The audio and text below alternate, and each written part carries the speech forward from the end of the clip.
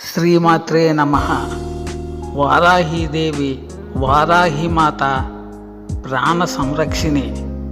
ఆజ్ఞాచక్రం వారాహిమాత నివాస స్థలం. ప్రకృతి పరంగా చూసుకున్నట్లయితే వర్షాలు కురిసే సమయం వస్తుంది. వర్షాలు కురుస్తాయనగా రైతులు పొలాలను దున్ని విత్తనాలు చల్లడానికి సిద్ధం అవుతారు. వ్యవసాయం మొదలు పెడతారు.